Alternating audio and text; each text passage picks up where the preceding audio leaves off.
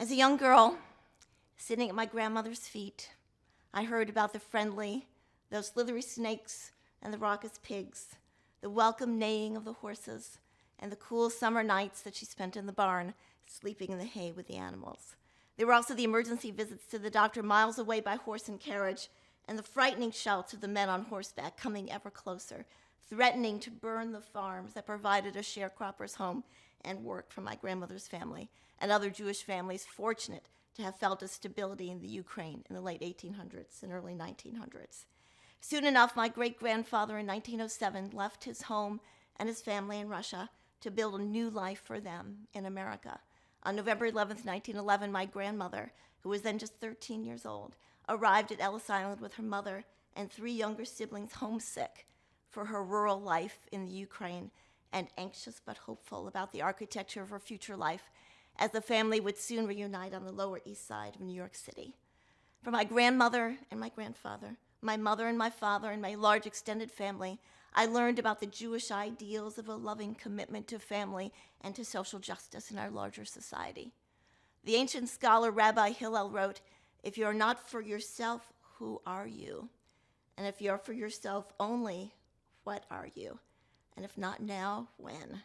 That was the foundation of who we were as Jews in 20th century America.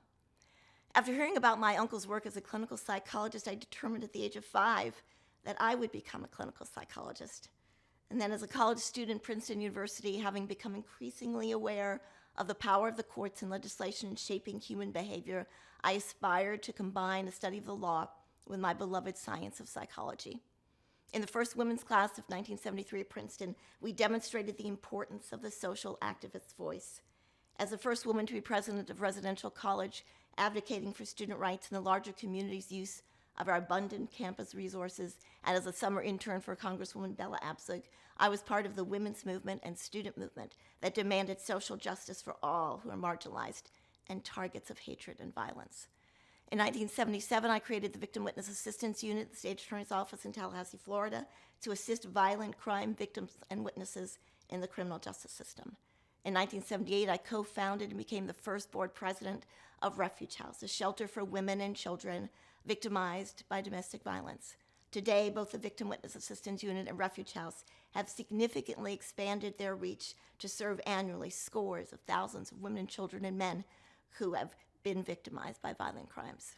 Throughout my career as a clinical psychologist in Chicago and nationally respected forensic psychologist, I've worked with domestic physical violence and sexual violence survivors and was a faculty lecturer for many years at the University of Chicago, the Rosalind Franklin University of Medicine and Science, the Massachusetts School of Professional Psychology, and Northwestern University's Feinberg School of Medicine, teaching the courtroom role of the forensic psychologist, especially pertaining to sexually violent crimes against women and children. In the early 2000s, I became a national movement leader for prescriptive authority after having been elected president of Division 55 in 2004. I was then president of the Illinois Psychological Association in the 2010s and have led the successful legislative movement for Illinois psychologists' prescriptive authority ever since. The prescriptive authority movement's mission is to provide care for our community's most vulnerable and underserved from a cadre of licensed prescribing psychologists representative of BIPOC, AAPI, LGBT, and disabled communities. My goal is to have more than 1,200 licensed prescribing psychologists in Illinois by 2044, thereby increasing access to the highest quality mental health care in Illinois by 100%. I've recently completed my book to be published soon entitled The Revolution in Healthcare, How Prescribing Psychologists Are Changing the Landscape of Mental Health Care in the United States.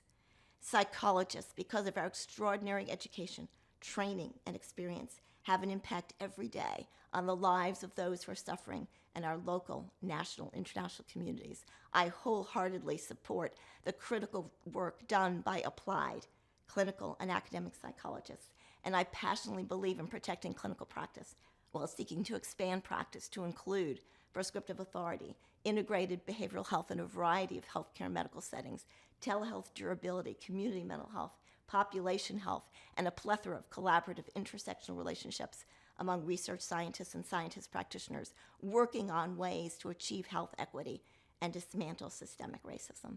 As your president, I will walk courageously with you into our future. I will listen to you with respect and compassion and govern boldly. I will work with you to unravel and solve our world's toughest challenges.